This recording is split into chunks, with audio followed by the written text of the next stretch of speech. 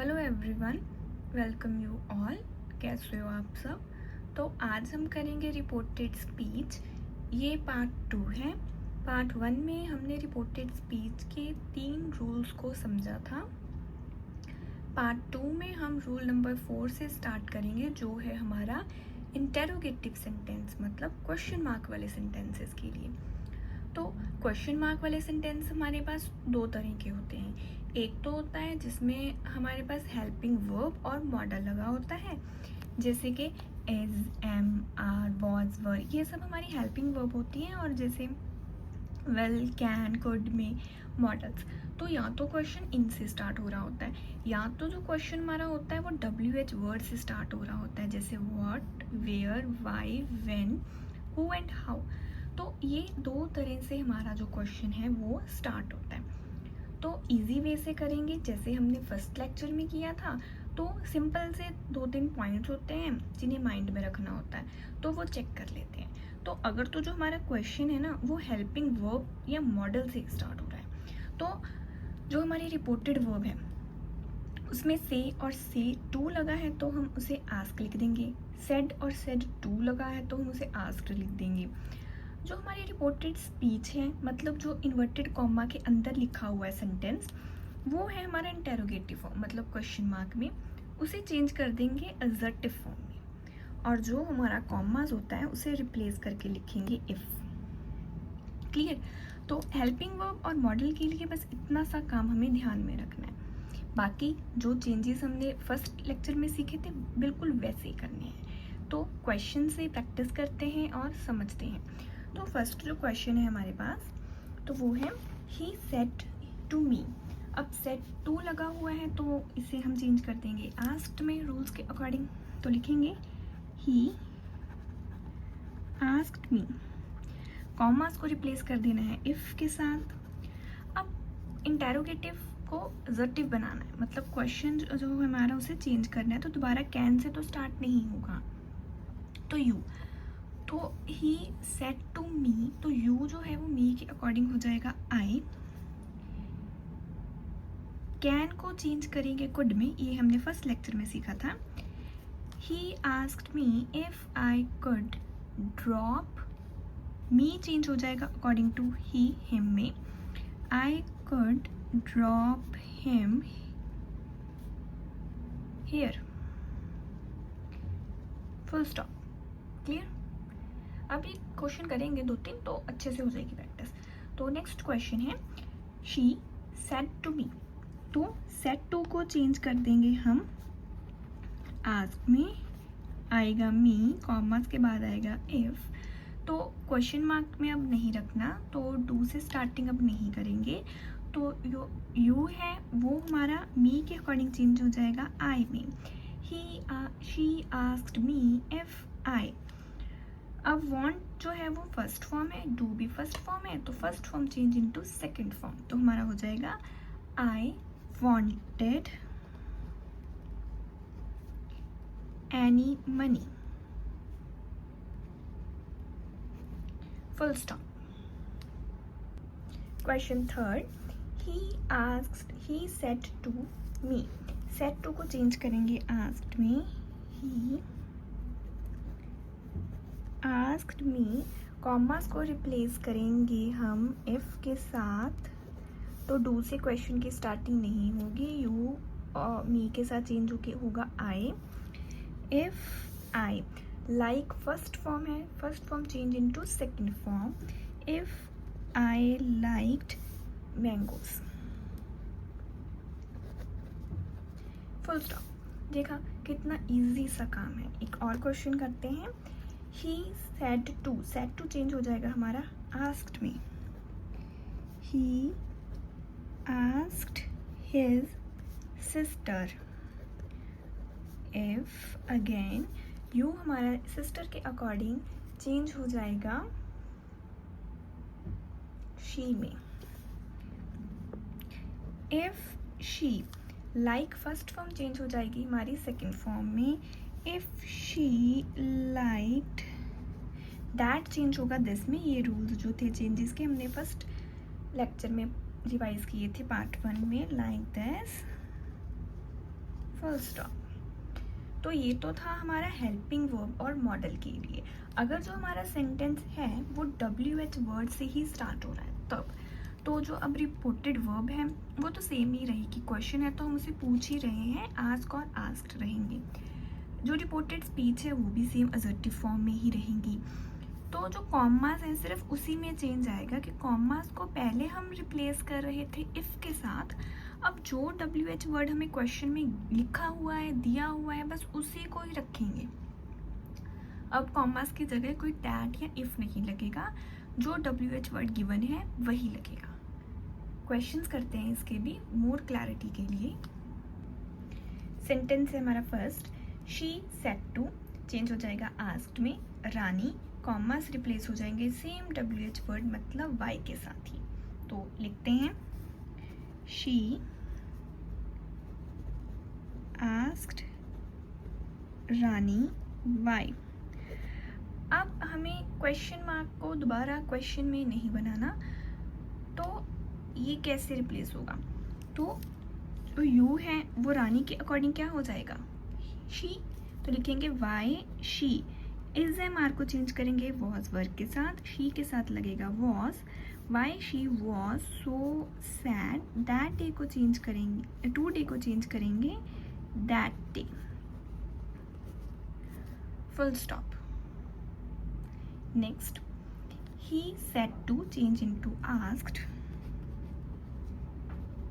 he asked the boy, commas को replace करेंगे same WH word what के साथ। do है हमारी फर्स्ट फॉर्म जो चेंज होगी हमारी सेकंड फॉर्म में, तो you the boy के साथ हो जाएगा हमारा he। what he,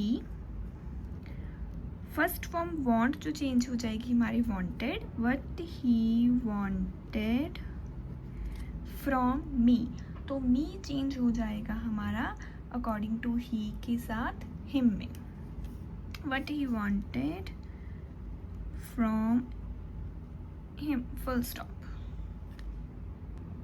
एक दो क्वेश्चन हम और चेक करते हैं। तो नेक्स्ट है the teacher said to Krish, तो लिखेंगे the teacher asked Krish, commas को रिप्लेस करेंगे same WH word where. Do हमारी फर्स्ट फॉर्म है वो चेंज हो जाएगी सेकंड फॉर्म में, तो पहले यू को रिप्लेस करेंगे क्रिस के साथ, तो हमारा ये आएगा ही। Where he live first form है, इसे चेंज कर देंगे सेकंड फॉर्म में, where he lived. Full stop. Next sentence 4, तो इसे लिखेंगे he asked the man, commas को रिप्लेस करेंगे same WH word when. When the next train जो है वो हमारी आगे आ जाएगा क्योंकि हमें इसे असर्टिव फॉर्म में बनाना है, तो लिखेंगे व्हेन द नेक्स्ट ट्रेन। अब जो हमारा विल है वो चेंज हो जाएगा वुड में, when the next train would arrive. Full stop. Hope आपको इंटेरोगेटिव सेंटेंस, हेल्पिंग वर्ब और WH वर्ड दोनों में चेंज करने इजीली समझ आ गई होंगी।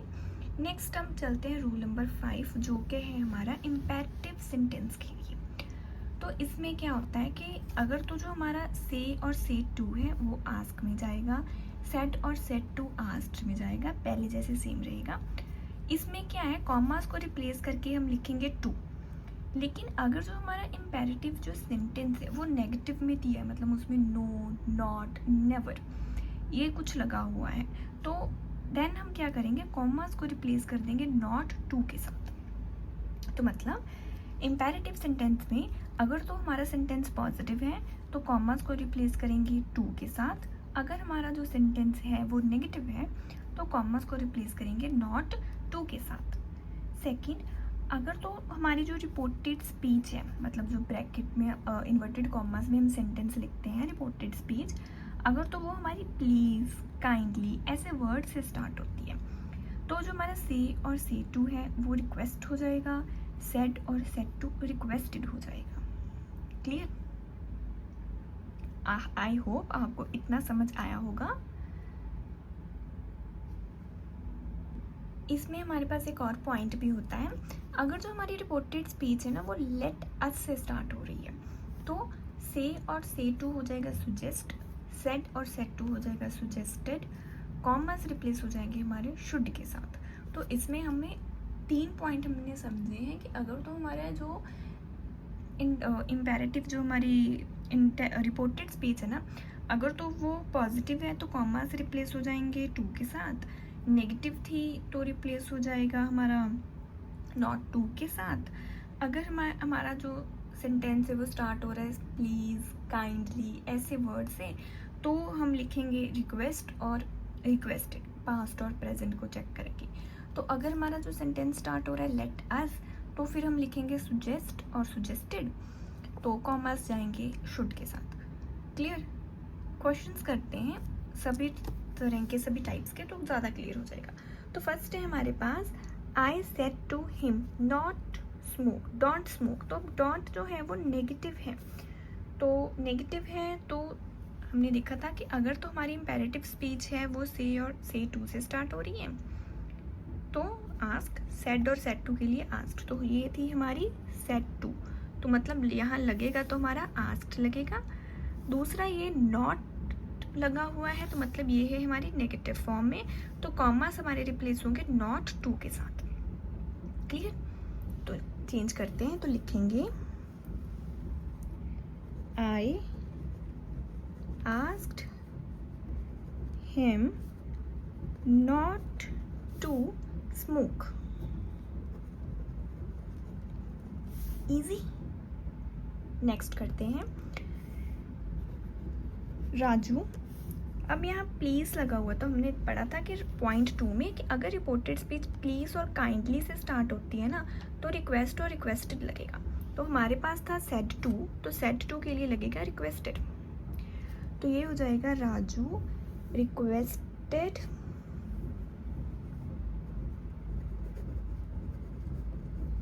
मी, requested me to give, me के साथ हो जाएगा गिव, यहाँ पे ना हिम है, please give me your pen, to give him my pen, full stop. Clear? Me जो चेंज था वो राजू के लिए था, योर जो था वो हमारे लिए था। नेक्स्ट था है क्वेश्चन हमारा, she said to her sister comma inverted comma take exercise regularly.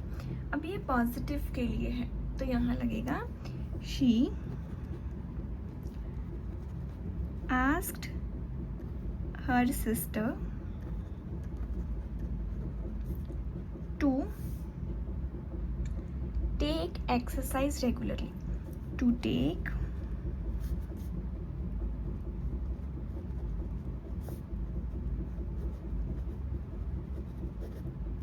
clear? Next, my mother said comma inverted comma let's sit in the sun, तो ये आएगा my mother suggested that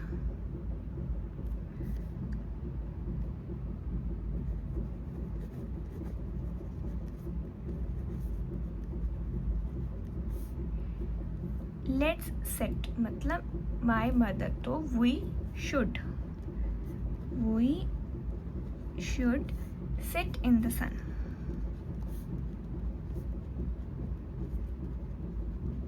full stop. I hope आपको आज का जो rules थे, हमने rule जो पढ़े इंटेरोगेटिव के लिए और इम्पेरेटिव सेंटेंसेस के लिए, वो आपको अच्छे से क्लियर होंगे और आपको ये लेक्चर अच्छा लगा होगा, समझ लगा होगा।